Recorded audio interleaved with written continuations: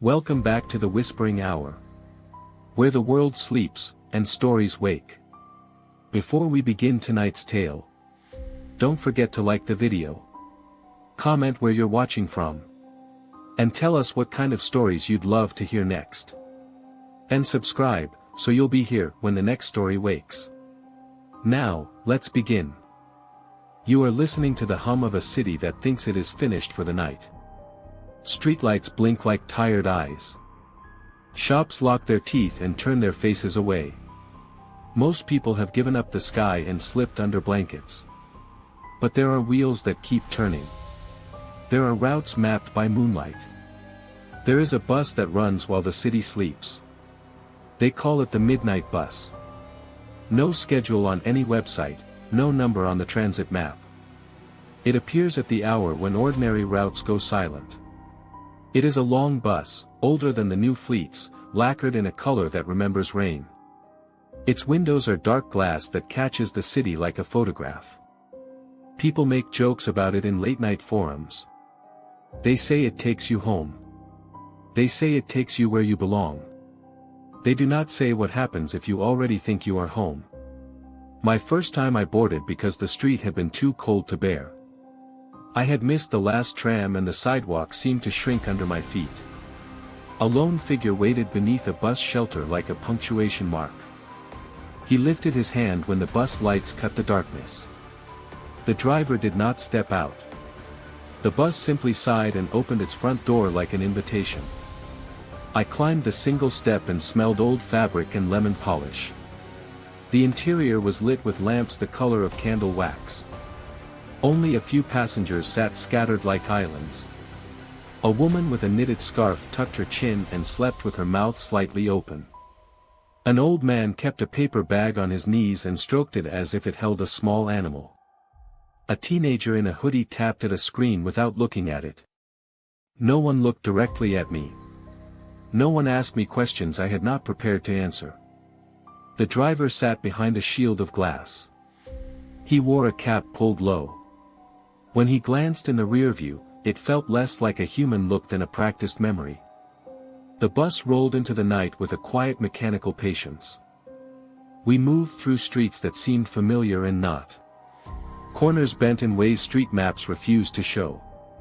Buildings leaned politely away from our passage. The passengers exhaled in small, predictable rhythms.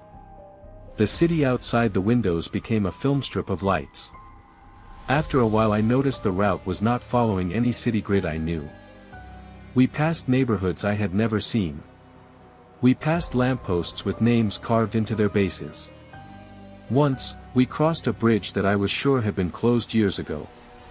The bus did not speed. It did not dawdle. It simply held the hour with a steady hand. A soft chime announced a stop. It was the kind of soft chime that meant something more than arrival. Someone at the front stood and took a folded ticket from the driver. They stepped off and the door slid closed like a promise. On the seat the person had occupied was a single slip of paper left face down. The old man beside me reached and picked it up as if it had been placed there for him. He read it carefully. Then he folded it and placed it in his bag. A child wept somewhere in the back but not loudly. The bus kept moving. I began to watch the people more closely. Their gestures were small and certain, habits practiced over many evenings. A woman would tuck the tail of her coat under her hand. A man would smooth the crease of his trouser once, twice, like counting. It felt as if each passenger was performing a ritual that kept them within a safe band. I reached into my pocket and found a coin I did not remember pocketing. It was worn. An inscription ran along its edge in faint letters. Home. I turned it over. No date. No face. Just the word, and the weight of an intention. I placed it back and tried to act as if nothing had happened.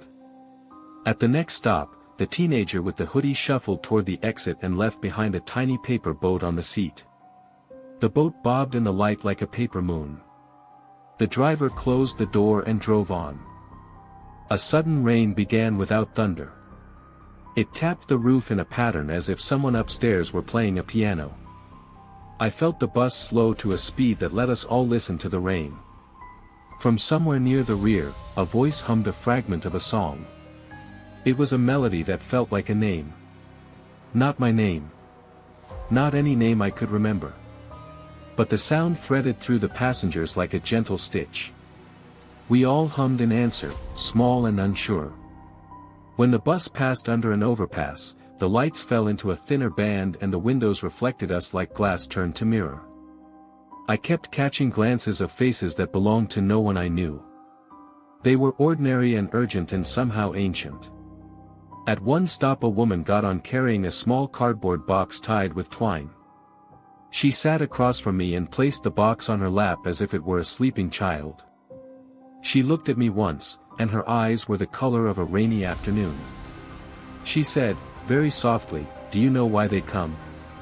I wanted to say yes.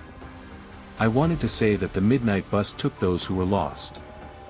I wanted to say it took those who needed to be found. But I had no language for the way the bus breathed. So I only shook my head. "There are routes," she said, "that aren't on any map. There are doors people don't notice until the night turns soft." Her fingers twined the twine tighter. "Some come for memory. Some come because the city misfiled them. Some come to return something they forgot to take." She opened the box a little. Inside was a small wooden spool of thread. It looked ordinary. Until I realized the thread was stitched with tiny lines of handwriting. Words I could not read, because they folded and looped into the fiber. The woman let the thread go and it slid along the seat like a sleeping thing. When the bus hit a curve, the thread trembled and spelled out a phrase on the upholstery. I leaned forward and read it in the dim light.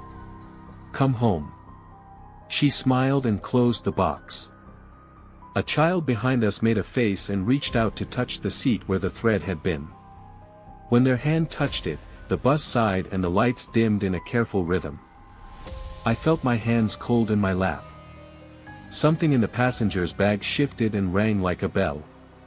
An old man took out a small key and turned it in his palm. He said to no one in particular, "This is the 5th night." A woman near the window looked up and answered, "Then it will remember." I had to ask, because curiosity is a small disobedience and the bus rewards small disobediences with truths. "What remembers?" I whispered. The driver's voice came through the tiny speaker above the shield. "It is what carries names," he said. "We are all carried." His words were simple. They were not an answer. They were a fact, stated like weather. We rode like that for a long while. The bus turned onto a street where every house had a light like a watchful eye. A woman leaned forward and pointed. "There," she said. In the window of a third-floor apartment, a curtain lifted and a pair of hands reached toward the glass. Not many hands, just a single pair moving with a cautious hope. The hands left a smudge on the pane as if pressing a fingerprint into memory. Everyone on the bus watched, as if we were all guests at a small, private ceremony. At the next stop, someone left a folded photograph on the step. It showed a child with mismatched shoes. The bus took it and folded it neatly into an envelope. Small rites, thoughtfulnesses, rituals performed in the pockets of the night. The woman with the thread closed her eyes for a moment and when she opened them they were wet. She said, "I think you will find it now." I didn't know who she meant. I didn't ask. We reached a part of the city where the street signs were unfamiliar characters cut in brass. The bus halted before a row of houses that had frames like old doorways. A man in a suit boarded with a single white shoe in his hand. He sat and looked at the shoe as if it were a relic. When he set it down, the shoe grew warm. We swore later that the temperature on the bus rose an inch in the air like a breath released. An old woman folded her hands and began to recite a list of names in a voice that was not speaking to anyone but to time. At the end she closed her eyes and smiled. A lamp overhead blinked 3 times and then steadied. I reached for the grab rail and found my palm resting on the coin again. It had shifted in my pocket. And when I touched it, a memory came, not mine, of a hallway that smelled of jasmine and cigarette smoke, of a voice saying goodnight, of someone leaving a small box on a windowsill. I sat back and let the sound of the bus and the rain and the small murmurs of the passengers fold around me. When the bus slowed at a place where the buildings had no addresses, a man rose and left behind a collar with a tag. The tag read one name. He had placed the collar down gently like an offering. A woman bent and picked it up, and held it to her heart. She whispered, "Find him." We moved on. At the front the driver shifted his eyes for a moment and looked back. In his face I saw both fatigue and an exceptional patience.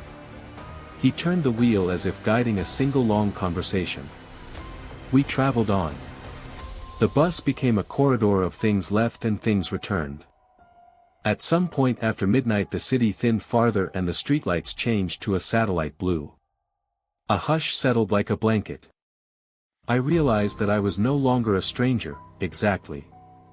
I had become part of the bus's pattern. My heartbeat matched the hitch of its suspension. The city folded around us and seemed to move politely so we might pass. A man near the back opened his bag and took out a small notebook. He passed it forward like a sacrament and people wrote short lines in it. A name, an address, a memory they could not carry back. I hesitated and then wrote, in a hand that felt mine and not mine. For those who cannot find their way tonight. When I handed the notebook back, the bus shuddered and a thin melody, no older than an old lullaby, drifted from somewhere under the floor. The woman with the box looked at me and nodded as if agreeing to a contract I did not understand, and she whispered, "You arrived for a reason." I had not known there would be reasons. But the bus knows how to assemble reasons into a route. We passed places where the fog made lamps look like lanterns on a ship. We passed a cemetery where the hedges bowed as if greeting us. Sometimes the bus paused in the middle of a street and no one disembarked. We simply sat and waited until the air rearranged itself. When the first pale light of morning pressed against the western horizon, the driver announced the final stop in a voice softer than the rest. We had all expected it, as if some interior clock had been ticking and had finally reached the right hand. A hush moved through the passengers. Hands were smoothed. Boxes were closed. The woman with the spool tucked it into her coat and patted it as if it were a heart. The old man with his paper bag rose slowly and handed me a folded slip of paper. On it were a single few words in neat block letters. "When you see the number, remember." He smiled in a way that suggested he did not expect explanation. I stepped down the bus steps into an early street that smelled of wet stone. The driver glanced at me once in the mirror and his eyes seemed to ask if I remembered the right parts. I held the coin in my palm and watched the bus exhale and drive back into the dark. It receded until it was only a sliver of reflective glass and then it was gone. On the bench beside the shelter a paper boat bobbed in a puddle like evidence of a dream. I tucked the coin into my pocket and folded the slip into my wallet. I walked home with the sense that something had been rearranged in the fabric of the city. That the night had loaned me an understanding I had not had before. At home I opened the slip. Beneath the block letters, someone had written, faintly, a single number. 67. I did not know why I should remember that number. I only knew that in the coming days, whenever the city felt too loud, my fingers would find the coin again and the number would fold under my thumb like a key. And sometimes, when the clocks hit midnight and the windows of my building threw rectangles of streetlight across the floor, I would think I heard a distant chime, soft, patient, and steady, like the bus calling the names of those it had carried. We moved on after the bus became a sliver and then a memory. I walked home under street lamps that had the polite look of witnesses. The coin in my pocket was warm as if it remembered being held. At home I could not sleep. Not because I feared the things I had seen, but because they had arranged themselves like loose furniture in my mind and would not let me settle. I left the apartment again that night. A human habit is a small authority. I found myself leaning toward the bus shelter. The puddle where the paper boat had floated remained. It held the streetlight like an offering. For a long time I stood and watched the ripple make tiny circles inside the lamp's reflection. That is when I saw the driver again. He was a silhouette far away, walking under a different light. He lifted his hand once and the world seemed to acknowledge it. I realized I had been chosen by the bus for reasons I did not yet understand. Choice is not always loud. Sometimes it is merely the presence of an open seat. In the coming days I watched for signs. I noticed small things change in my apartment. My kettle boiled a little softer. The corner of a book I had forgotten to read faced me in a new way.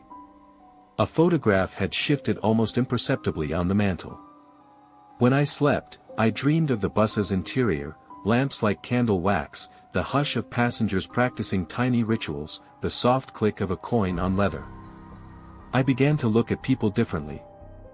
I observed commuters with a kind of compassion that felt new. Who among us was carrying paper boats in their pockets?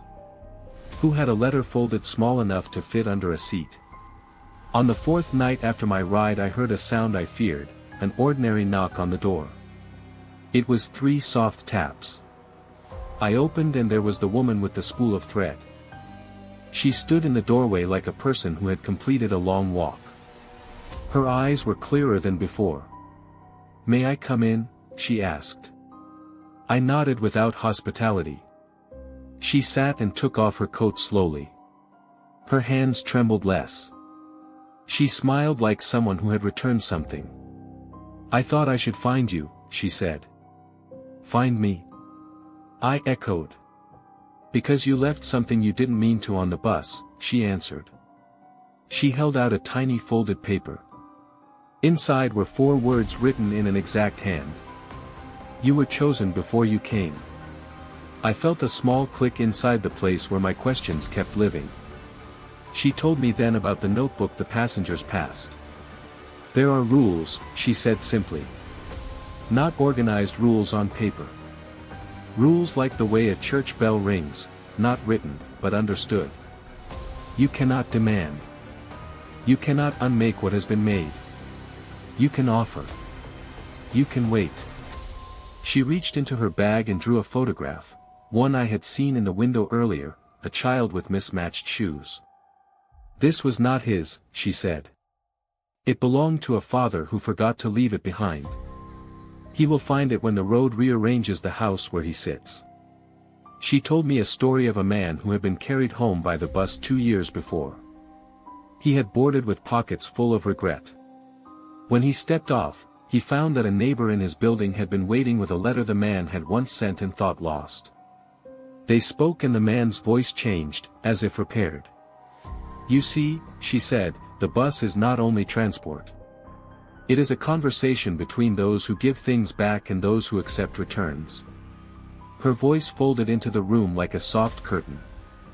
We sat in the close stillness for a long while. Then she rose and left the photograph on my table. "I wager the coin in your pocket is a marker now," she said as she left. "It will call you more than once." She was right. A week later I saw the bus again. Not as a sliver, not in the distance, but at its shelter like an old friend. I hesitated and then climbed aboard. This time the driver looked up and nodded as if he had been waiting. An old woman with urgent hands sat near the front and folded a small paper. A soldier sat farther back with his medals politely concealed beneath a jacket. When the bus eased into motion, I felt that we were leaving the city itself behind. We rolled into neighborhoods that had not existed on my maps. The houses there bounded their windows like living rooms, they watched with the patient interest of people who keep secrets.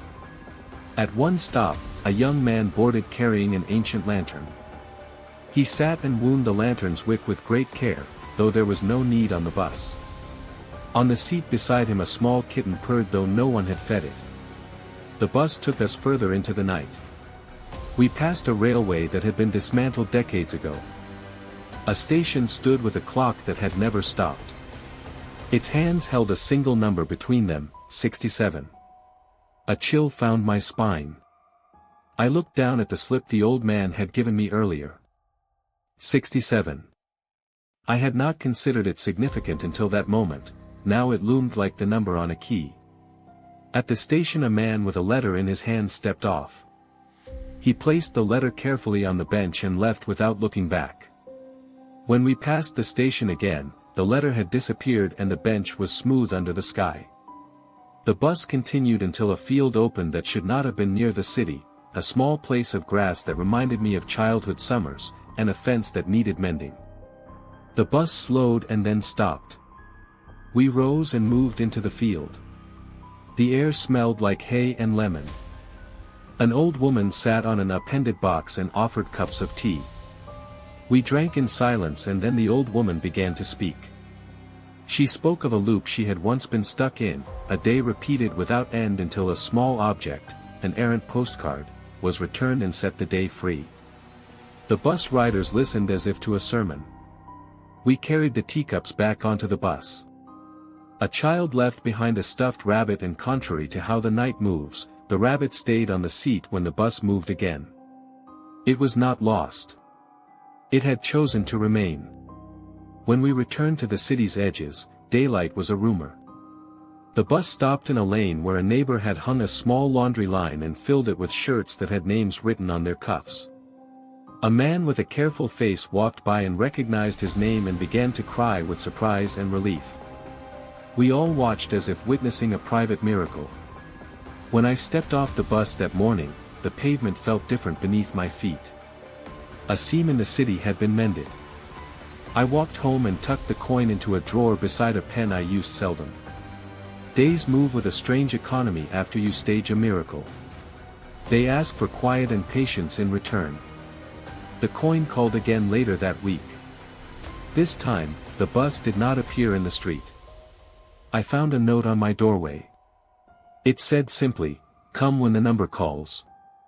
There was no signature. I waited.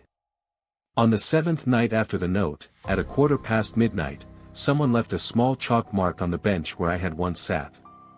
It was a circle with a slash through it. I took this as an answer and left my apartment with a thermometer of curiosity in my chest. The bus came. It gleamed and opened its doors in a way that felt like being welcomed into a private theater. This time the interior smelled faintly of rain and lemon and a scent I could not name but liked. The driver gestured to the back and I sat. At the rear, a woman I had not seen before sat with a handbag. She had the posture of a person who had been waiting for news. She held a postcard from a seaside place I had never visited. As we rode, she unfolded the postcard and read aloud in a voice like glass warmed by hands. It says, she read, "Find the key beneath the bridge where the gulls gather." Heads nodded like slow metronomes. We passed an old bridge where gulls did gather, rows of them like punctuation on water. There, tied beneath a beam, a small tin box hung. The woman reached and untied it and inside lay a key and a note. On the note was written, 67. She looked up and handed me the key. I felt the weight of some design. It was heavier than its metal. We rode until dawn painted the city in careful washes of gray. At the last stop, the woman stood and slipped the key into my palm. She smiled and said, "Go home." I did what people do when they are told to trust. I walked toward the coordinate that had been stitched into my nights, 67. The address on the slip matched an old building with a shop on the ground floor and a narrow staircase up. A bell chimed old-worldly when I pushed through the door. Inside, the smell was the same as the bus. A man behind the counter looked up as if he had been expecting me and nodded. On a shelf lay a small wooden box with a life-worn lock. I fit the key into the lock and the box opened with a sound like a breath. Inside were pages, letters folded like quiet birds, and one small photograph. The photograph showed the driver of the bus I had ridden. He was younger in the image, hair wind-tossed, smiling like someone who had been forgiven. Beneath the photograph a note read, "Return what you hold." The shopkeeper watched me with soft intensity. "All of us carry unfinished sentences," he said. This place keeps the ends safe. I understood then that the bus did more than move bodies. It carried endings to places where endings could be completed. I left the paper and the photograph on the counter and stepped back into the city like a man who had relinquished a weight. The coin I had pocketed felt cool but empty of its earlier insistence. In the weeks that followed, the bus appeared less often. Its schedule slipped into something rarer. I thought perhaps the city had been mended enough. But years are patient and patterns return. On an evening when the rain made the streets smell like postage and a neighbor's baby laughed from a window above, I found my coin again. This time around, an envelope accompanied it, wrapped in brown paper and tied with string. The envelope held one line. Tonight you decide whether to keep traveling or to hand home your ticket. There are decisions that have the weight of seasons. There are others that feel like taking off a coat. I realized in that moment I had become someone who could not unsee the bus's work. I had been altered in the small ways that mean transformation, speaking more softly when people told hard stories, leaving a chair for guests who needed it, tucking change into the hands of a shopkeeper who looked like he had once lost a coin. That night I did not board the bus. I placed the envelope and the coin in a drawer with the photograph and closed it. I lit a candle and watched its flame settle. But I never closed my life off from the possibility of its return. Sometimes the city hums at you in a frequency only certain objects can catch. I kept the coin, the key, the photograph, the small proofs of a night that had reassembled something in me. Years later, when I had grown the habit of giving small things away and keeping fewer secrets, I found a child at the bus shelter. She had a paper boat in one hand and a scraped knee. Her best friend was the bus shelter's pigeon who ate crumbs off the bench.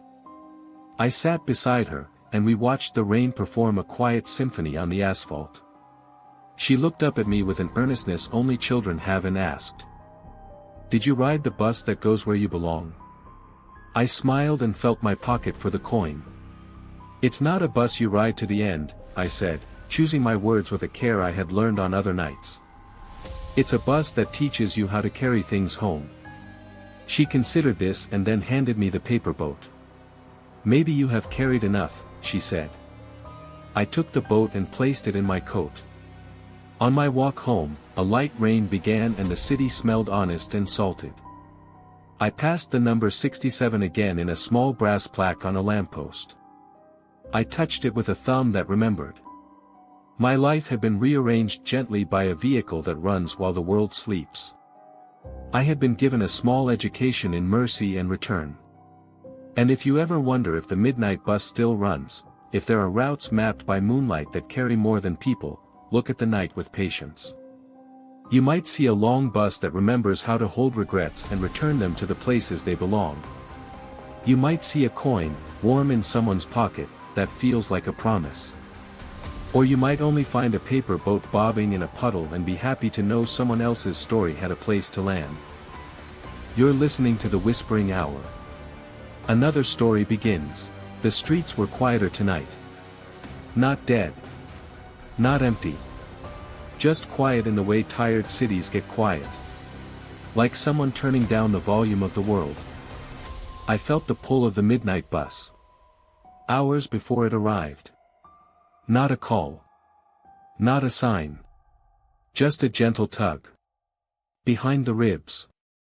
The kind of tug that makes you check the window. Even when you know nothing is there.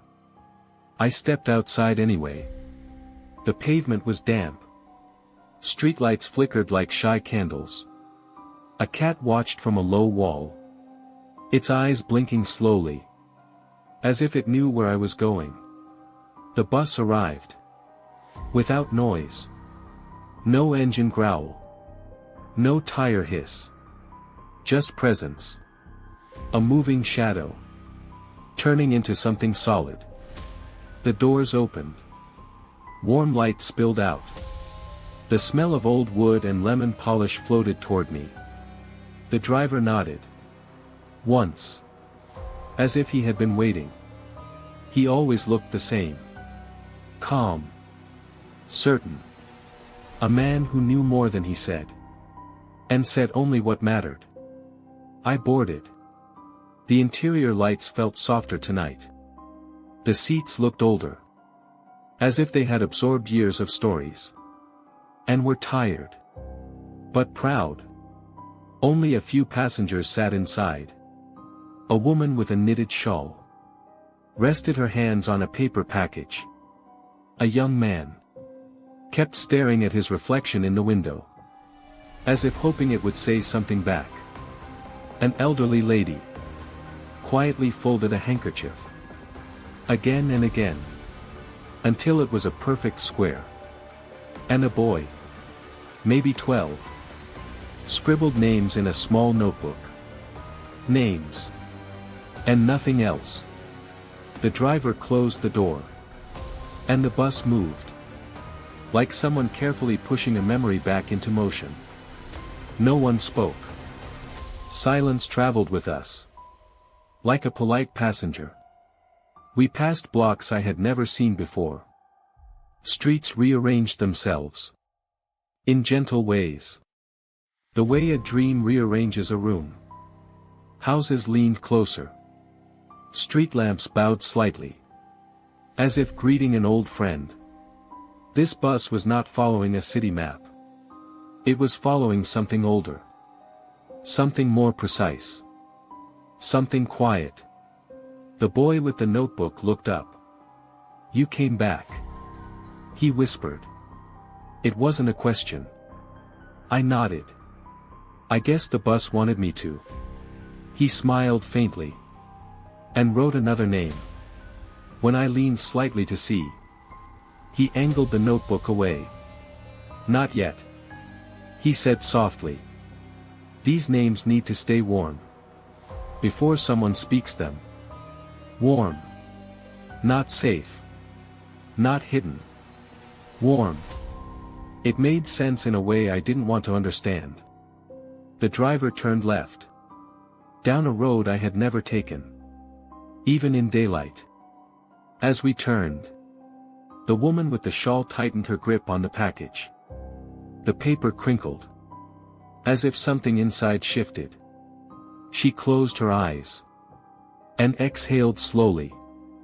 The driver spoke into the microphone, but barely. "Return stop," he said. "First of the night." The young man with the window reflection stood. His hands shook. He held a small pendant in his fist. A heart-shaped locket with a scratched front. As he stepped off the bus, he whispered, "I hope she gets it." He placed the locket on the wooden bench by the stop and walked into the dark.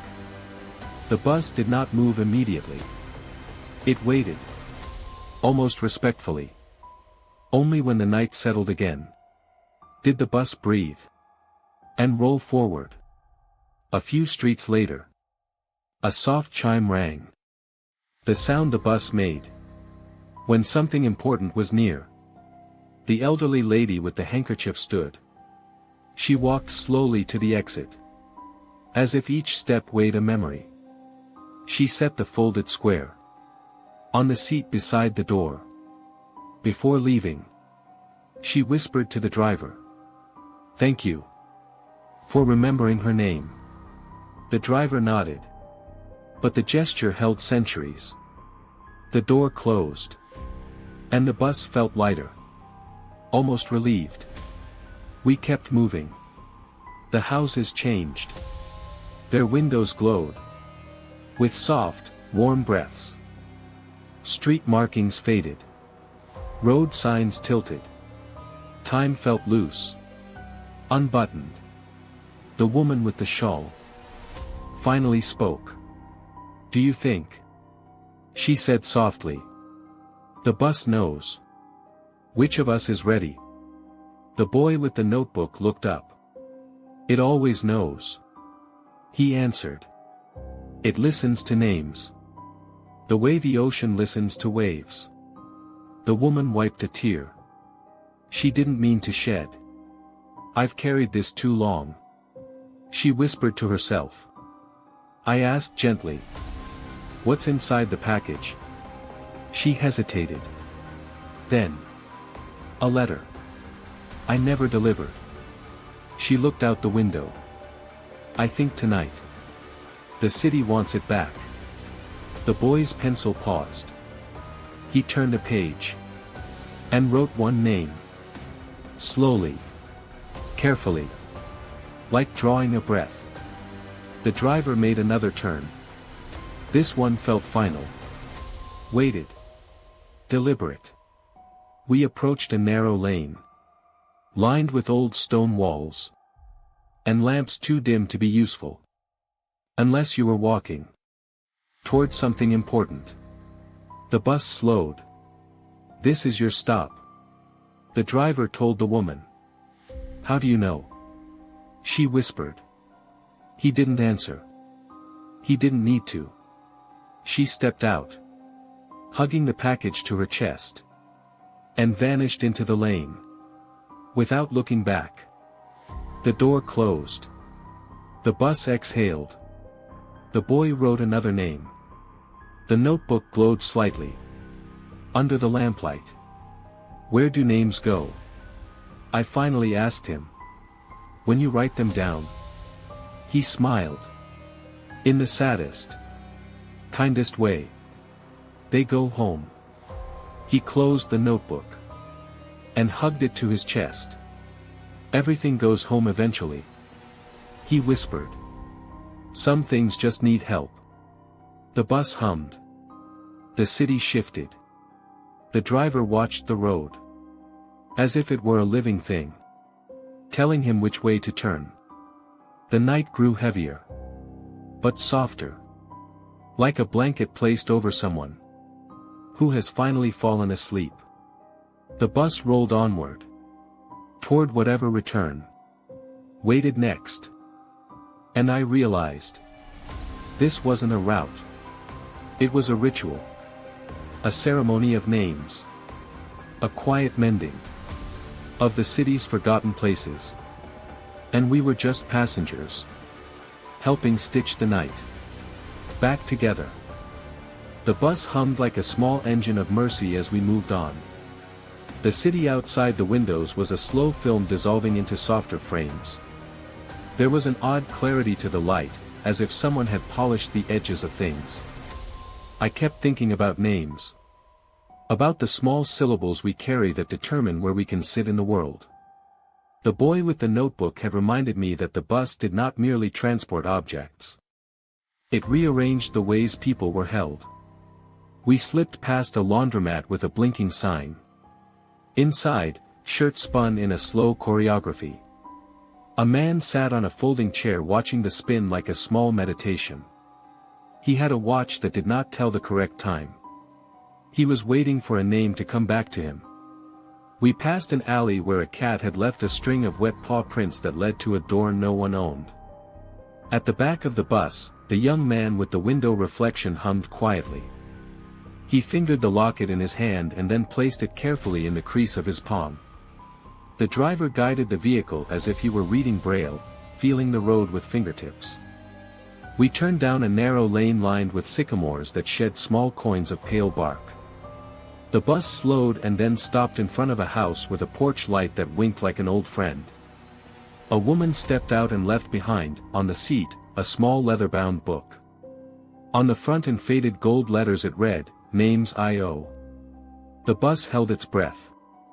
People reached and touched the book like a talisman. The boy opened it reverently and read a single entry aloud. A hush fell like a curtain.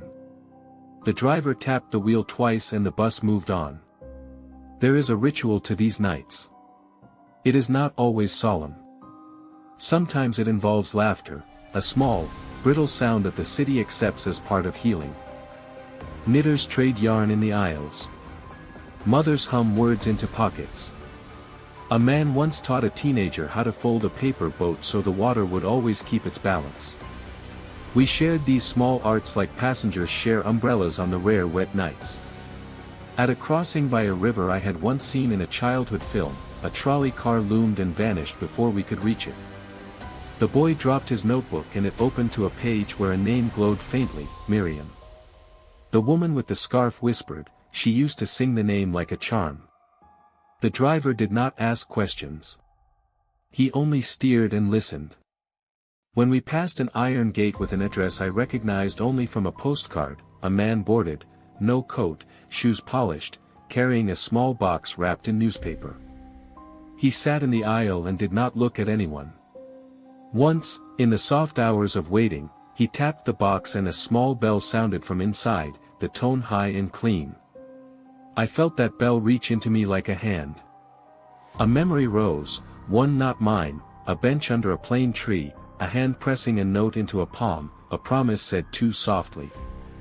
I did not know if the bell had released the memory into me or if the bus simply made room for what I had been missing.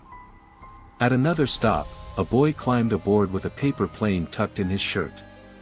He folded it again and again in his hands and then unfolded it and refolded it until the creases were the map of a small life. He placed the plane on the seat and left without telling anyone why. When the bus rolled on, the paper plane traced a tiny flight across the upholstery like a ghost bird. Somewhere down the road the upholstery on that seat smoothed itself as if receiving a pillow. We passed a small square where an old clock had been wound one more time. Two people met there and did not speak for a long spell, and when they finally said a little thing to each other, the earth felt like it shifted a degree toward morning. The driver shaded his eyes with the heel of his hand and leaned forward, studying the horizon like a fisherman checks the tide. He nudged the wheel and the bus took a route that threaded between buildings that refused to remember their names.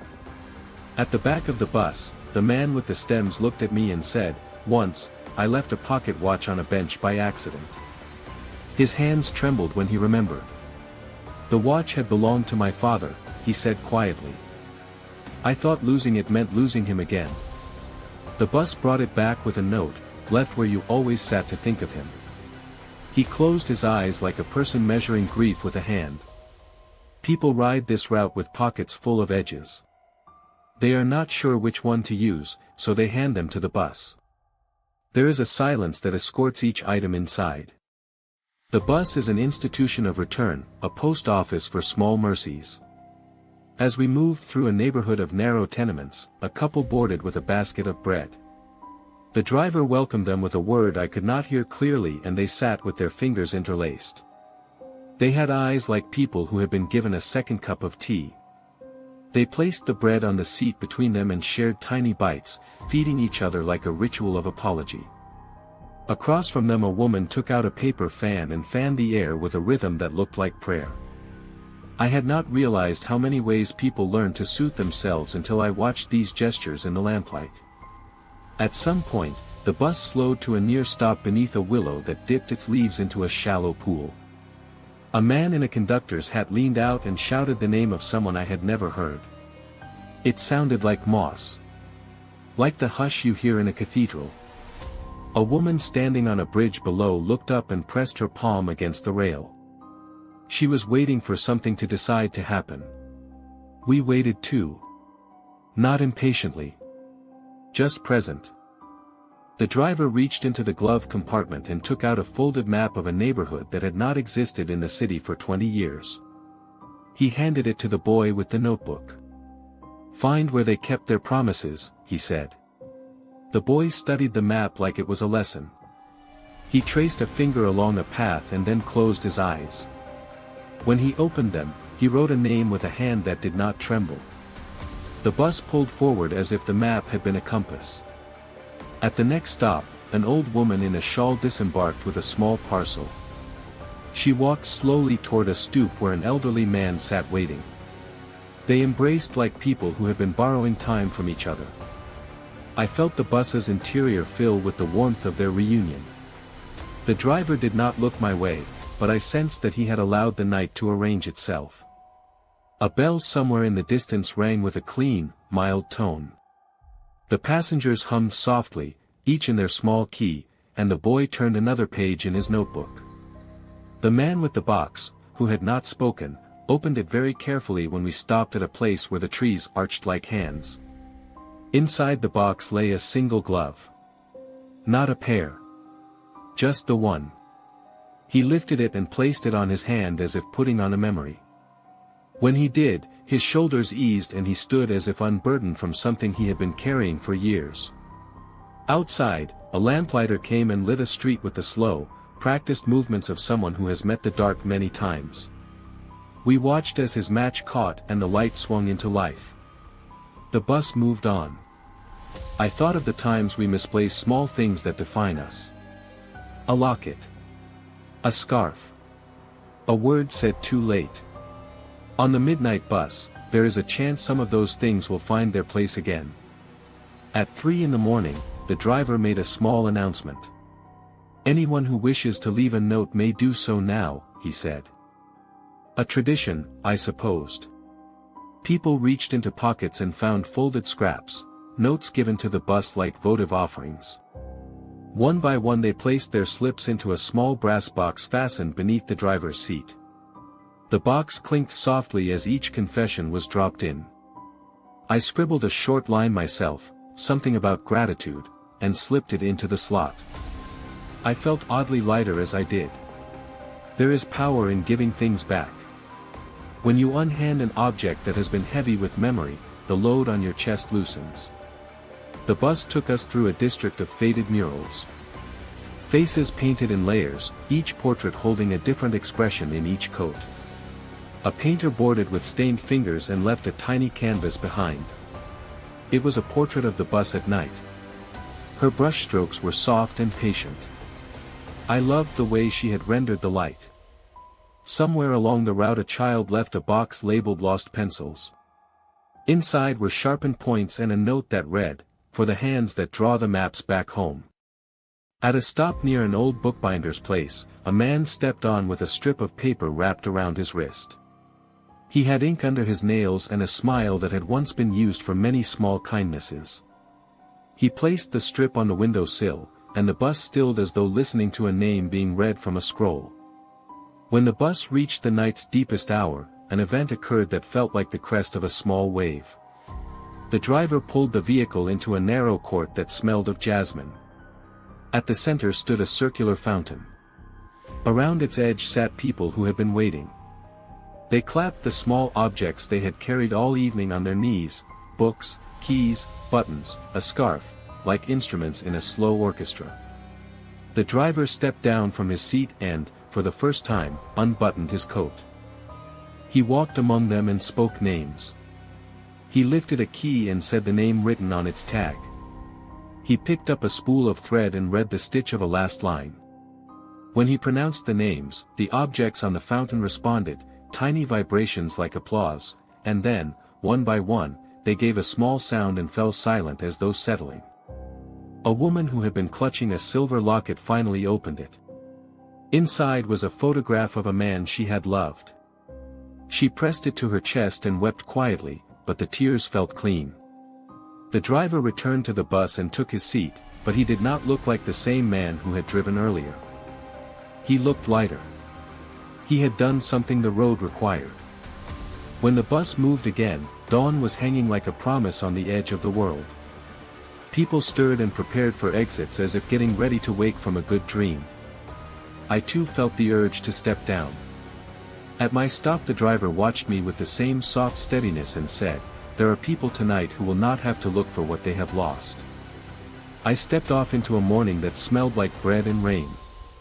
I walked home with the knowledge that the bus was not miraculous in a thunderous way. Its miracles were small and frequent, like returning a photograph or the warmth of a glove. I kept thinking of names. Of how the smallest syllable can anchor a life. Weeks passed. I found myself looking for the bus at windows even when the weather was clear. I would watch strangers in the street and imagine what they had left in their pockets. Sometimes I would secretly follow someone for a few steps to see if they wore a locket or carried a folded note. Once, I did something I had not expected. I walked to a shelter with the coin in my pocket and waited until the bus came. When it did, I boarded and sat quietly. No grand mission. Just to be among the ritual again. The driver saw me and nodded. "You ride like you are already a keeper," he said. I realized then that the bus had taught me something I could not have learned elsewhere, the quiet economy of return. A week later, a package arrived at my door. No return address. Inside was a small tin with a folded note. It read, "Thank you for putting things where they belong." There was a single button inside. A plain brown button with the name Miriam scratched on its back. I placed the button in a glass jar and kept it among other small things I sometimes touch. People often ask me if the bus ever takes things away forever. I tell them the truth. Sometimes it does. Sometimes it leaves only a trace. But it always tries to make room. A year later, I passed a woman on the street and noticed she carried a parcel on which someone had written in a neat hand, "For rainy days." I smiled and thought of the man who had left his collar on the seat. I thought of the driver and his patience. I thought of names like little buses themselves, carrying the past forward.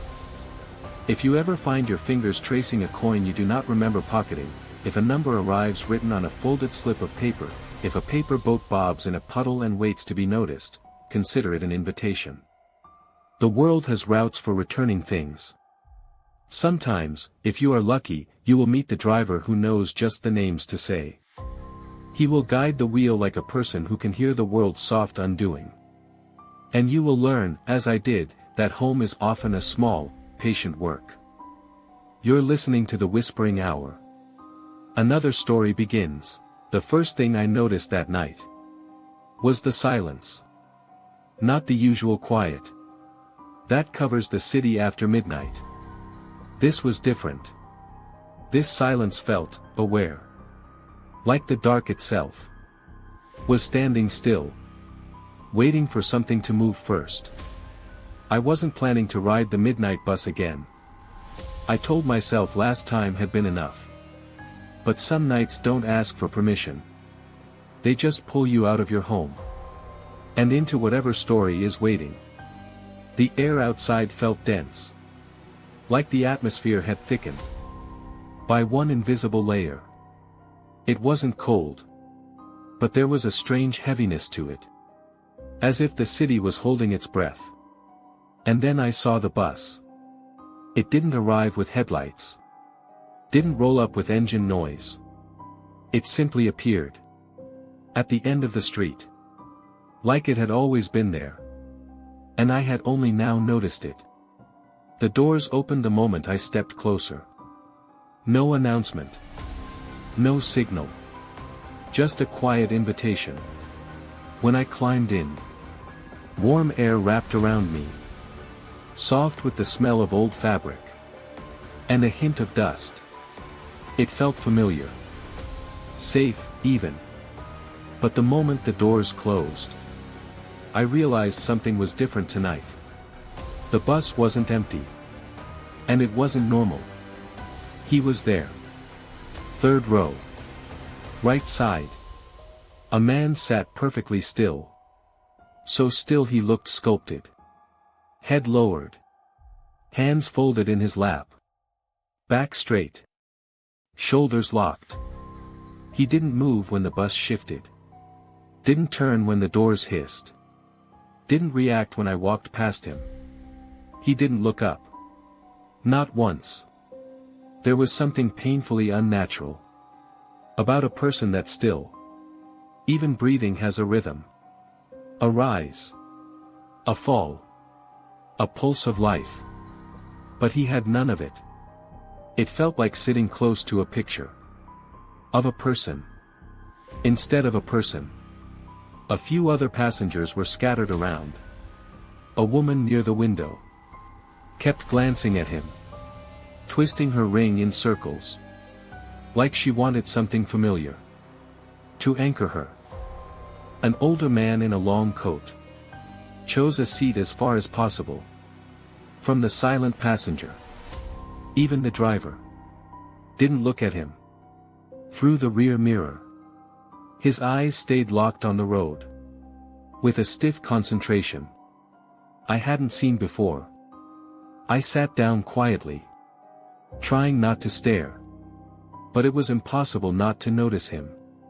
Something about his stillness felt like gravity, pulling my attention.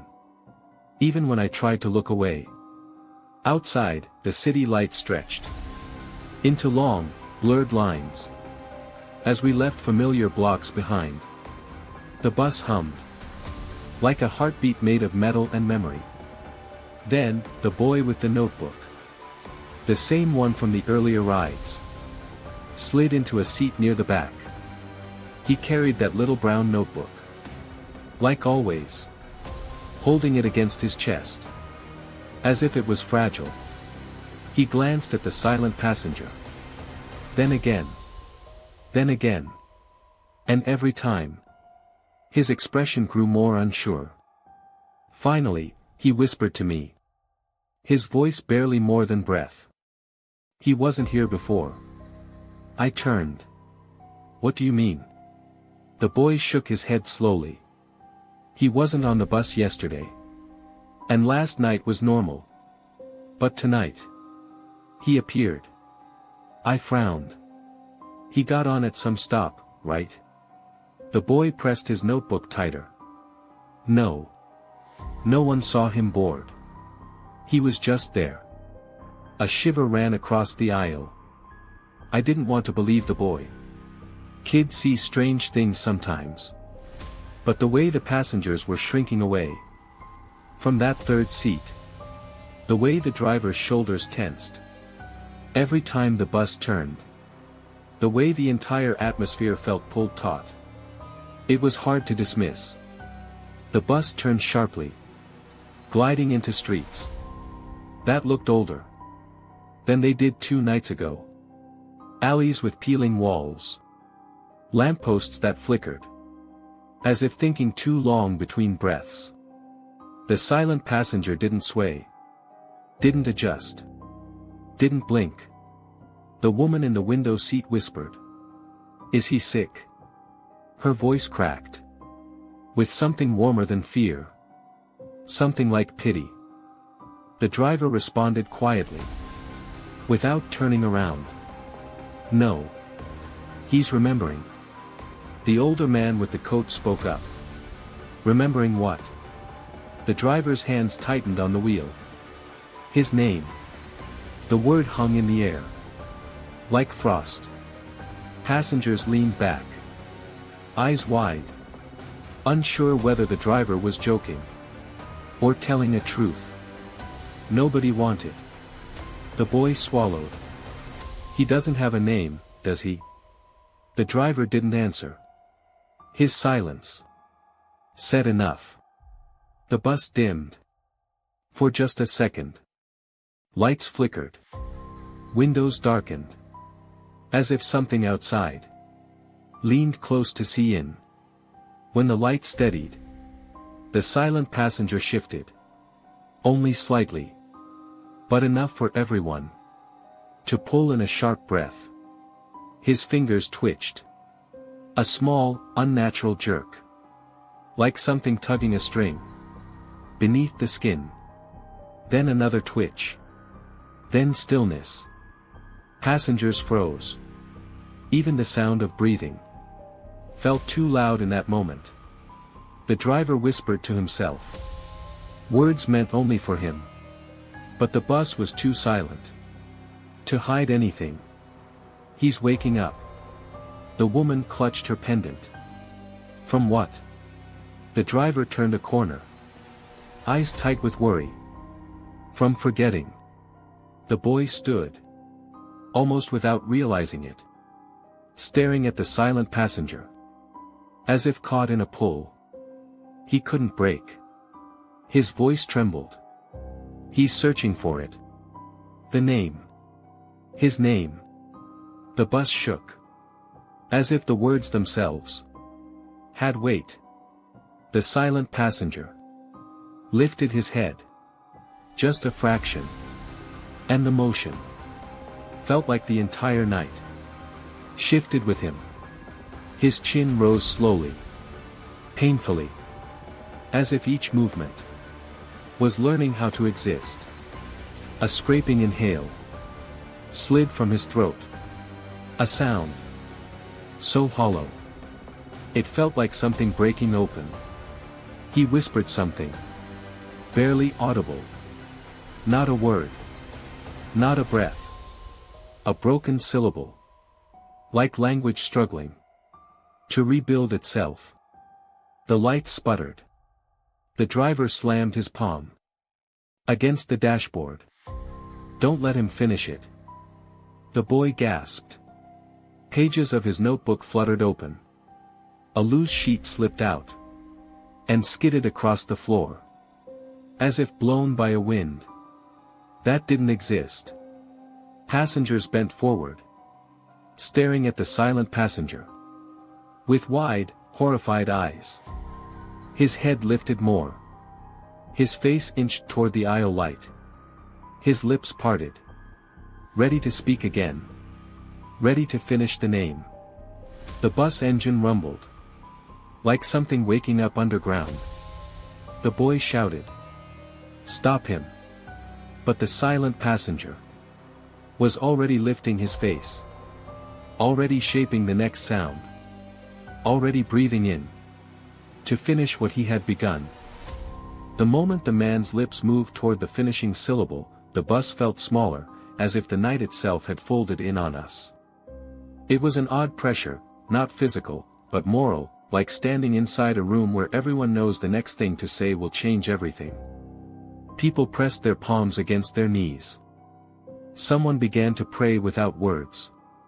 The boy gripped his notebook so tightly the spine creaked. Even the driver's jaw worked, once, twice, like someone who had kept a secret too long. The man inhaled. The syllable trembled on his tongue, half-formed, eager.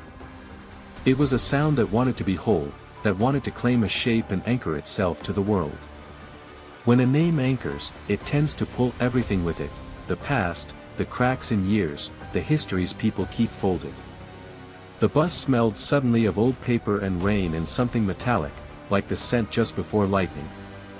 "Bell," the boy whispered, and the word flew through the aisle like a small missile. It reached the driver before the boy's breath finished. The driver's hand darted beneath his seat. For a second the world held only the small, terrible possibility that the man would finish the name and the bus would tilt into a different story entirely, one with no return. The driver pulled out the bell. It was a simple brass thing, worn where the thumb might have rubbed it for decades. For all its modesty it had a presence, like a small key to a large, stubborn lock. He rang it once, lightly, almost apologetically. The sound was bright, thin and clear, a high note that split the hush. The dark outside recoiled as if stung. The man's mouth quivered. The syllable broke apart into a dozen tiny pieces of sound that fell to the floor like leaves. He shuddered, then slumped. For a moment the entire bus exhaled in relief. Some passengers sobbed with the release of fear. Others laughed, a little hysterically, at how near they had been to losing more than a night. But the rescued stillness did not feel clean. There was an aftermath to every stopped thing. The man who had been on the verge of forming his name had not disappeared. He sat hunched, eyes dim, as if the name had stripped something from him before the bell could take it back. His hands trembled. He muttered fragments of sentences that meant nothing and everything at once. The boy closed his notebook and laid a small, comforting hand on his knee. The driver looked at us all and said something soft, more to himself than to anyone else. Names are doors and sometimes you cannot close one without losing what's behind it. He folded the bell into a cloth and tucked it away like a relic. His face was quiet and tired. There were years in the lines at the corners of his eyes, years that matched the wear of the bell. A woman in the back stood up slowly and moved toward the fallen man. She had a shawl wrapped tight around her shoulders and old hands that looked like well-worn gloves. She kneeled and placed a palm on his forehead as if laying it to rest. "You were frightened of forgetting," she murmured. Her voice had the simple steadiness of someone who had often been asked to hold other people's edges. She smoothed the man's coat and adjusted the collar like a mother fixing a child's scarf. He flinched at the touch, then relaxed a fraction. We rode on after that with an odd mix of exhaustion and gratitude. The bus felt like an instrument that had just been tuned, and yet the music it would play would be changed forever. People who had been tense relaxed into small, thankful gestures, a cup held with both hands, a thumb smoothing a coat pocket, an old man looking at the sunrise with new softness. At the next stop a young woman boarded with a crate of glass bottles that clinked gently. She moved through the aisle and placed the crate on her lap as if it contained fragile words. She sat opposite the man who had not looked up, and for the first time his eyes opened fully, not with the terrible intensity of before but with a look that was curious, small, like a person waking from a long fever. He blinked, and when he blinked the world seemed to rearrange itself in the way a room rearranges after you find a lost key. She handed him one of the bottles and without speaking pointed to the label. On it, in careful handwriting, was a single word, remember. The man stared at it for a long beat, then nodded slowly. He lifted the bottle and smelled it, and the scent, old lemon and the trace of lavender, seemed to mend some small torn seam in him. He turned it over, read the label again, and for the first time there was recognition in his face. It was a small thing, a humble remedy, a labeled bottle, a tonic for the parts that have been misplaced. The boy, who had observed all of this like someone learning an apprenticeship, scribbled notes in his book with a hand that trembled less than it had earlier. His handwriting was neat, steadying itself like the rest of us. Sometimes, he said softly to the person beside him, you need a thing to hold your name until you remember it again. The logic of it was childlike and profound. We all listened to that small truth with the seriousness of people who have been taught by the night. We did not arrive at morning all at once. Dawn unspooled slowly, like paper unrolling from a spool. Street lamps blinked and folded back into the day. The bus took us through neighborhoods that leaned in to see what had happened, windows opening like surprised eyes. People on stoops paused and watched the bus ride by as if it were a traveling play. As the hours moved toward a fragile late dawn, the driver brought the bus gently to a rest near a small quay I had never seen before. A place where the street curved like a question mark and lamplight pooled slow and soft. It was a delicate harbor of stone. We stepped down like sailors leaving a well-loved ship. The man who had not looked up walked with small steps that were uncertain, but his head was not bowed now. He looked around him with a blankness that appeared less threatening and more like someone blown free of a heavy cloth. A line of people formed without words. They had come, unannounced, from the edges of the city, neighbors who had felt a shift in their dreams, friends who recognized the bell's ring, people who kept small kindness in pockets and returned it without question. They brought with them objects, keys, small boxes, bundles of letters. The driver stood aside and watched them with the watchful quiet of someone who has seen how small returns stack into a life. The man who had not looked up held out his hands to the line, and people placed things in them, no speeches, no labels, just a slow exchange. A child gave him a paper boat that had once been folded badly and refolded better. An old woman placed a buttonless glove in his palm, saying nothing except a small smile. A man left a torn photograph of a pier. The man turned each object over like a person turning pages in a book he had lost and then found again. When he picked up the torn photograph his eyes softened in a way that mattered. There was a flicker, a thread drawn taut. Memory, I realized, is often sewn from small things, buttons and paper and the smell of lemon polish. He lifted his head finally, and in his face small uncoiling beginning.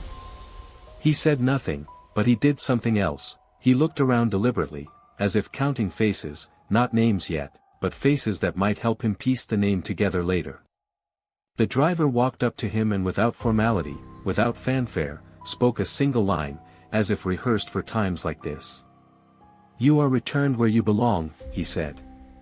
Not an answer to a question, but a statement. The man nodded. It was enough in that hushed hour. The bus had done what it was made to do, collect what was scattered and deliver it to places that could hold it. As people drifted away into the morning, the city resumed its ordinary motions, bakeries opened, a dog barked, someone tied a child's shoelace and sent them off to school. The bus remained parked at the quay like a patient animal taking a rest. I stood there too, watching the man mingle into a crowd that looked ordinary and whole. He carried a small bundle, wrapped in brown cloth. He still had gaps, small holes of forgetting, and yet he moved like a man carrying a new tool to mend them. Before I left, the boy came up to me and handed back the notebook he had borrowed into the bus's care. "Keep it," he said simply. "Write your name sometimes. Names like muscle, they need practice." I flipped the book open and saw pages of careful scrawl, little notations, small diagrams of places that had returned things. The boy watched me as if he had taught me something and was already ready to go teach someone else. I walked home with the morning pressing around me like courtesy. The city seemed softer somehow, as if the night had smoothed a rough edge. I thought about the way that near misses teach you to be courageous in small ways, to hand a lost glove to a stranger, to leave a note where someone might find it, to say someone's name aloud even when you fear it will break. The bus had been a teacher again, and the lesson was quiet: names are fragile, and the work of returning is patient. Weeks later I passed the quay and saw a little life begun along its stones. People had set up small benches, a place to leave objects that belonged to other people. There was a box labeled Finders where a passerby could drop a note for someone they had once misplaced. A child was painting a sign to hang above it. Life, I thought, has an appetite for small repairs, and when given even a single helping hand, it will learn to mend itself. On certain evenings, when the sky thins into that twilight that smells like dust and promise, I still check the corner of my street. The bus does not run every night anymore, it keeps only to those nights when the city needs mending in ways that invisible hands cannot reach. But if you are attentive, if you keep your ears soft and your heart a little open, sometimes you will hear a chime far off and know that somewhere a name has been returned to its owner. And the man who once never looked up. From time to time, I see him walking in small circles near the quay, humming to himself as if rehearsing syllables. Sometimes he stops and helps someone pick up a fallen paper boat. I like to imagine that one day he will speak his name fully, and when he does, the city will not lose the bus's route. The bell will still be kept, polished and small, and the driver will keep his watch like someone who never quite stops listening. The midnight bus keeps its hours in a language most people forget to learn. It moves with patience, collecting small things, mending modest wounds, returning photographs and gloves, unfinished names and broken locks. It asks only for a willingness to hand things back when they are no longer wanted, and for a few people to be brave enough to let the night do its patient work. When you hear a faint chime at midnight, don't be alarmed. It may be only a bell, sounding across an empty street.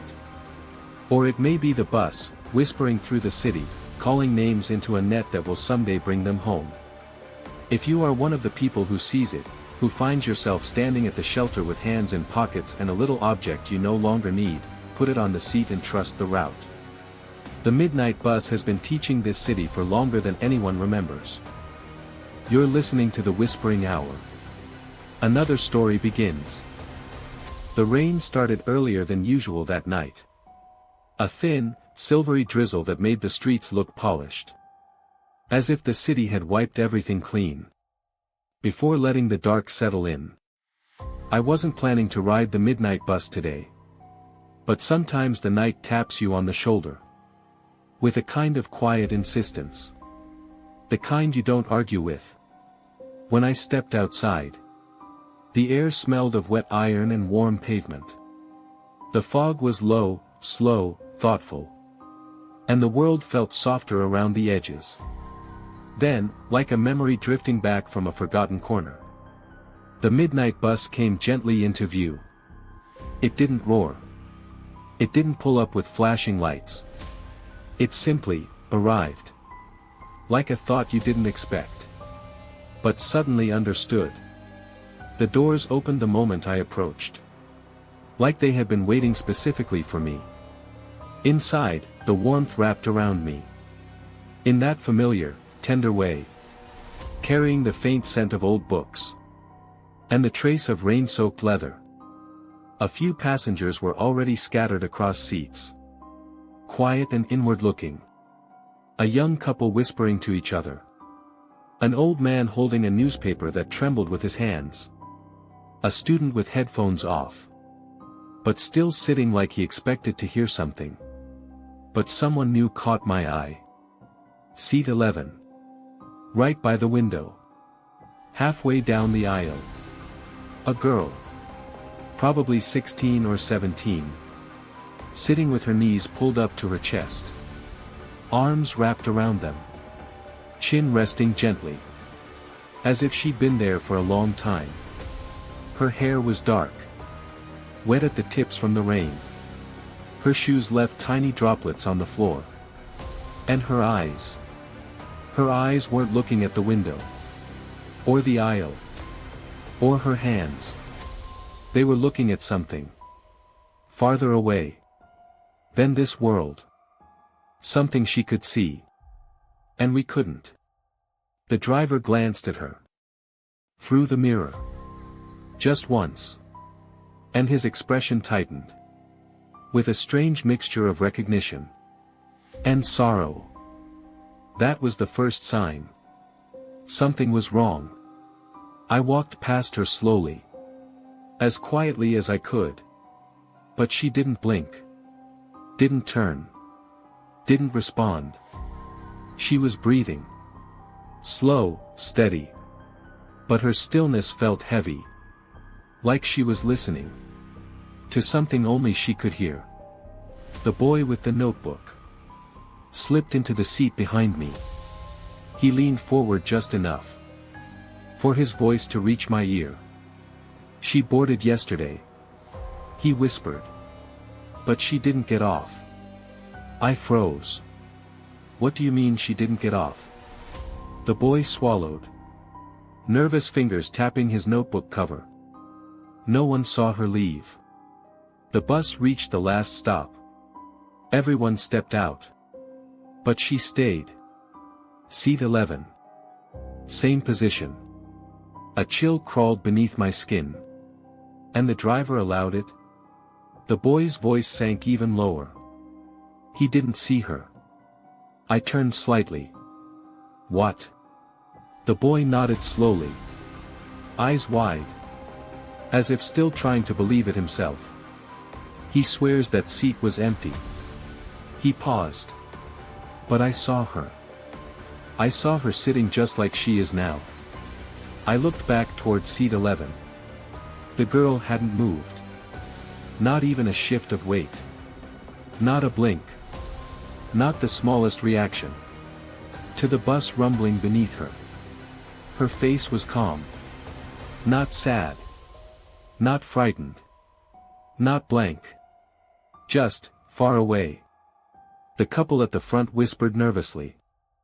The old man lowered his newspaper to watch her. Everyone felt her presence. Without understanding why. The rain outside thickened. Tapping delicately against the glass. Like fingers tracing a pattern. When the bus turned into a narrower street. The driver spoke without looking back. She's waiting. The boy leaned forward. Waiting for what? The driver's voice came quiet. Almost regretful. For someone to notice. The girl finally moved. A tiny shift. Barely there. But enough for her eyes to drift. To the reflection in the window. She whispered something. A breath. A half syllable. Barely sound. But somehow. Every passenger heard it. It sounded like a name. Not hers. Someone else's. A soft gasp rose from the aisle. The girl's fingers tightened on her knees. Her reflection in the window blurred. As if the fog outside was responding to her breath. I felt the bus slow down. Not physically. Emotionally. Like the world around us was leaning in to listen. The boy whispered again. Voice trembling slightly. She's calling someone. The driver exhaled. Long and tired. Someone who never reached home. Seat 11 flickered in the dim light. A shimmer. A ripple. Like heat rising from the road. The girl turned her head slightly. Eyes still distant. She whispered again. Longer this time. the name forming more clearly. And the moment that half-spoken name filled the air, the temperature dropped. A cold thread slid across the aisle. Passengers shivered. Glass fogged from the inside. The lights dimmed. As if the bus itself held a breath of caution. The driver gripped the wheel tighter. "She's not lost," he said quietly. "She's looking." The girl in seat 11 lifted her head fully. For the first time. Her eyes were dark. Deep. Glimmering with a sadness. Too old for someone her age. She spoke one word. Clear this time. And the bus jolted. As though something unseen had climbed aboard. A shadow passed over the windows. The fog outside deepened. Into something thicker. Darker. More deliberate. The girl pressed her hand to the glass. As if reaching for someone we couldn't see. And when she whispered again, this time we understood the name. Her voice cracked. Not with fear. But with longing. Everyone in the bus went still. Because the name she spoke didn't belong to her. It belonged to someone. The midnight bus had been waiting for someone who hadn't yet arrived. The name hung in the air longer than any single breath should be allowed to hold it. It swelled like a wave that didn't know whether to break, and for a moment the bus listened as if it were an audience waiting for the last line of a play. Passengers clutched at coats and pockets and one another. The driver's hands tightened on the wheel so hard his knuckles paled. He didn't speak. His silence was an instruction.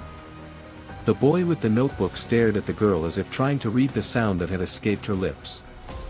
Her mouth was a small, serious cave of concern, and the name she had said, Evelyn, echoed in the glass and came back stranger, like a mirror answering with its opposite. Outside, fog pressed close to the windows and the world beyond became a watercolor of smudged lights. Inside, the air had a new edge, a suggestion that something overdue was uncoiling.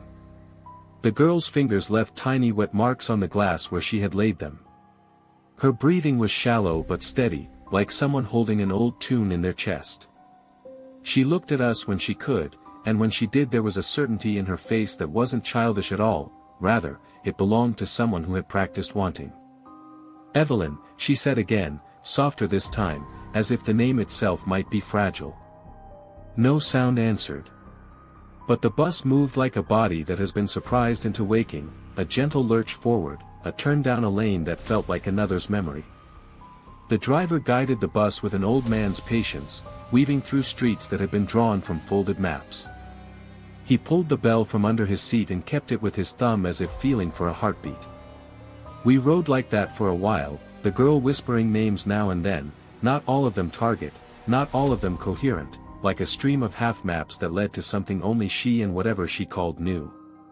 People around her began to act without being asked. A woman produced a scrap of paper and wrote a quick note, then folded it and placed it on the seat beside the girl, an offering. A man slid a small tin of buttons across the aisle and the boy caught it and passed it, reverent, to the child on the window seat, who accepted it with solemn eyes.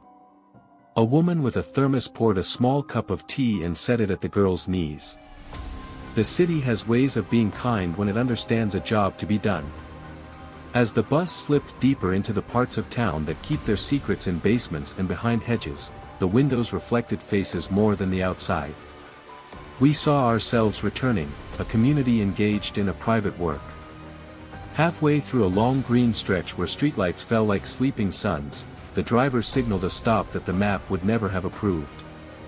We gathered our small offerings, notes, buttons, the tea, a folded photograph, and followed the girl off the bus into a lane that smelled of wet stone and something like old flour. The man at the corner with the weathered cap nodded at the driver as if to say the road had known they would come. Here, beneath a lamplight bluish as a bruise, the girl placed her palm on a wall. She closed her eyes. She spoke again, the name clearer than before. "Evelyn," she said. "Evelyn, The room with the blue curtains. The window that faces the elm. Come rest on the sill like you used to. The lane answered with silence, and then a tiny sound, like the creak of a chair, rose from somewhere inside. We all felt it. It was not theater trickery. It was a hinge loosening somewhere across town. From the corner a figure walked toward us. At first we thought it a woman, but as she drew closer we realized she was a shape sewn from many yesterdays, a coat slightly too large, gloves thumbed to softness, hair unruly in the way that too many mornings alone make hair. Her steps were hesitant. Her head lifted and there was recognition in the motion, old as memory and still shocking. She raised her hand in a small, uncertain hello, and then halted as if checking the air could tell her more. Her eyes, when they met the girl's, turned shiny with immediate tide. The girl laughed then, a sound like paper unfolding. "Evelyn," she breathed, not a summons any longer but a greeting. The woman, Evelyn, stood unreal, like someone who had crossed a long room into view. She looked past us as if counting things undone. "Have I been away that long?" she asked, and her voice was both a question and a fragment of apology. The girl's fingers found a small bundle in her coat pocket and she handed it to the woman. It was a scarf, frayed at the edge, with a tiny button sewn to it, one of the tin ones the man had left. Evelyn took it with reverence, touched the button as if testing a seam, and then pressed it to her chest. Something in her face unclenched like someone who has removed a tight bandage. She laughed, low and incredulous. "You found this," she said. "You carried it all this way." We watched as she opened her palm and inside it lay not only the scarf but a small folded page. It was a note, edges soft with being read once and reread 30 times. Her eyes traced the letters and recognition lit her like the sun finding a window. She sank down on the curb with a sudden weight and hugged the page to her chest. People around us had tears in their eyes for different reasons, relief, for one, a deep ache that is also a kind of joy, for another. The driver stood near the bus, face in shadow and hands folded, like a sentinel who had simply done his work. Evelyn turned the page with fingers that moved with the care of someone handling a fragile thing. She read aloud in a voice that had not been broken by long silence but rather sharpened by it. "It says," she began, almost to herself, "I will come for the curtains soon. Don't forget the blue bowl. Tie the scarf again for the cold nights." She smiled, the sort of small smile that stitches wounds. "You kept it," she said to the girl. "You kept the notes." The girl nodded and tapped her nose in a shy little motion. She pointed then to a narrow house a few doors down, its windows dark, its curtains the very blue the girl had described. "This is where," she said, and her voice carried the certainty of someone who had been practicing directions in the dark. We walked with Evelyn to the door and stood beneath the amber glow of the porch light. The house seemed smaller in the close light, but somehow not diminished. The driver lifted his hand in a small salute and then returned to the bus as if he had to be ready for the next small emergency of the night. Evelyn knocked, once, 3 slow taps. We waited in the lane, holding our small objects like votive offerings. The house's door opened a crack and then opened wider. An older man peered out with a face shaped by many mornings. He looked at Evelyn as if checking whether time had been unkind, then his face changed in a way that looked almost like a jolt. "You," he said, and the single syllable broke under the weight of wonder. Evelyn stepped forward like someone resuming a long conversation, and the two of them stood on the threshold like a pair of people who had been carving a life between letters and had finally found the missing page. They spoke in low phrases, names slipped back into place, details filled in like puzzle pieces, until the porch light seemed as warm as a hearth. When they turned to us, the man had a small box in his hands. He opened it and inside lay a faded photograph of a child on a pier, a ticket stub with a scalloped edge, a pressed flower. "All of this," he said roughly, "was waiting." Evelyn reached into a pocket and produced the film of a small paper boat, the one the child had folded and left, perhaps that had been found and kept in the pocket for decades. She handed the film to the man. He laughed then, an unsteady sound that rolled into the night like a released breath. They invited us in for a cup of tea that tasted faintly of the sea. While the kettle sang, the girl sat on the stoop with her knees hugged up and watched the house the way a person watches a fragile animal that has been healed. She had done the work the bus asked of people sometimes. She had kept something safe so that when the right moment arrived the city could be put back together in one small, human way. People drifted back to the bus with lighter steps, clutching their leftover offerings like proofs that they had not been idle in the dark. The driver started the engine and gave the wheel a small twist. Sometimes I think he wanted to be alone with the road. He drove with that careful, patient skill that makes the night seem less frightening. We rode back into a city waking to its chores, bakeries sweeping, laundromat doors creaking open, a dog somewhere beginning its daily important patrolling. The girl dozed with her head against the window, small and brave, a child carried by a city that sometimes remembers to carry back. Days after, small changes happened at the quay where we had disembarked. A bench appeared with a hand-painted sign, "Leave what you find. Take only what you need." A box labeled notes sat by the bench, and people left letters, short ones, practical ones, addresses, a key with a ribbon. The bus had taught the neighborhood to be gentler with its losses. I saw Evelyn again weeks later, walking with a slight stoop but with a face that had the warm glaze of someone who had been forgiven. She waved at the bus as it passed and the driver tipped his cap. It was a small exchange, two people acknowledging the other had done something important. The girl grew into a quiet reputation around the shelter. People who had lost socks or keys or a favorite pencil would find they'd been returned in small, mysterious ways. Neighbors started bringing things to the bench, a lost glove, a pair of reading glasses, a little tin of buttons. You would be surprised how often the city forgives when someone remembers to ask it kindly. The midnight bus did not come every night. It kept to a schedule only it could feel. But when it came, people were ready. They kept pockets for found things, lists of names, little wrapped envelopes for anyone who might need a tie or a scarf. It turned out that the simplest acts, placing a note in the right window, tying a ribbon to a lamppost, mattered on nights when the city needed to be mended. The driver continued to ply his route with the quiet dignity of someone who knows the difference between taking and returning. Every so often, I would see him step down at dawn and stand looking after the city like a man who has been given a map and chooses to use it for mercy. He kept the worn brass bell polished and small in a drawer by the wheel as though it were a talisman to be used solemnly. Sometimes I would find a paper boat folded neatly on the bench at the shelter, or a coin warm in my pocket that I couldn't remember tucking away. I learned, slowly, that the midnight bus isn't about emptying the world of its pain. It's about showing up for the little things, the notes, the buttons, the names that shake and then settle. It asks for citizens who are willing to keep what is fragile for a while. It asks for small courtesies. And when those courtesies happen, the night allows a piece of itself to be returned. On nights when the fog pulls heavy and the city dims its eyes, listen carefully. You might hear a bell a long way off. You might see a long bus turning silently in the dark. And if you do, if you find yourself standing with a small object in your hand, place it on the seat. Let the route collect it. Let the driver watch the road. And trust that sometimes names come home not by accident but by kindness. You have been listening to The Whispering Hour. Tonight's tale fades softly, leaving its last light in the quiet corners of your mind. Let the echoes settle. Let the darkness rest. Good night.